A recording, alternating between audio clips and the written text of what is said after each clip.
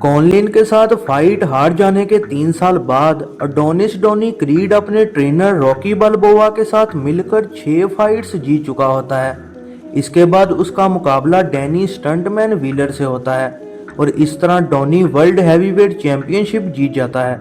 Championship के साथ साथ व्हीलर अपनी फोर्ड मस्टैंग गाड़ी भी वापस जीत लेता है, जो कि पहले वो शर्त में हार गया था। अब एक स्टार बन जाने के बाद डोनी अपनी गर्लफ्रेंड बियांका टेलर को शादी के लिए प्रपोज करता है और वो मान जाती है।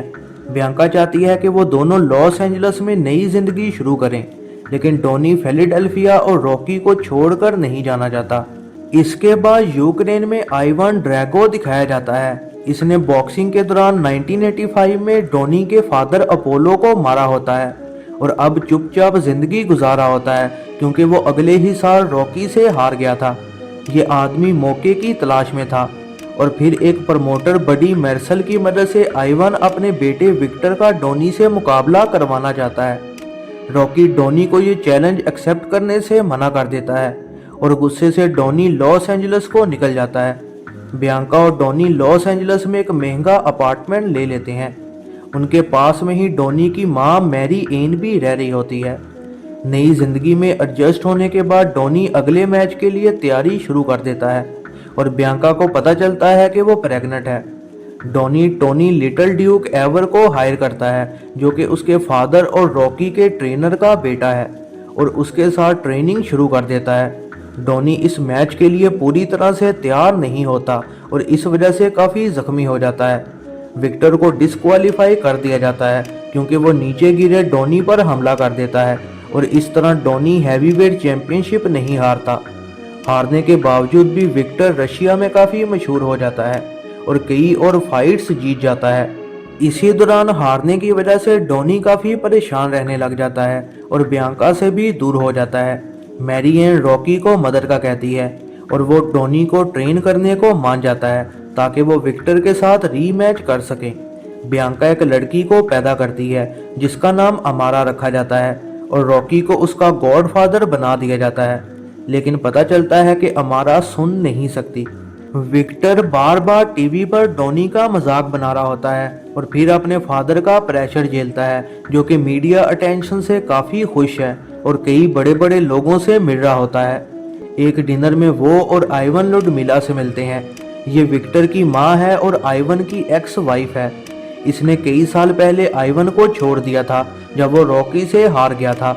अपनी माँ को देखकर विक्टर गुस्से में वहाँ से चला जाता है। वो आइवन पर भी गुस्सा होता है कि वो उनसे मदद ले रहा है जिन्होंने उन्हें छोड़ दिया था।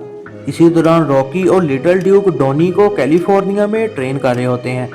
वो उसे मजबूत बनाते हैं ताकि वो विक्टर के हैवी पंचेस को बर्दाश्त कर सके।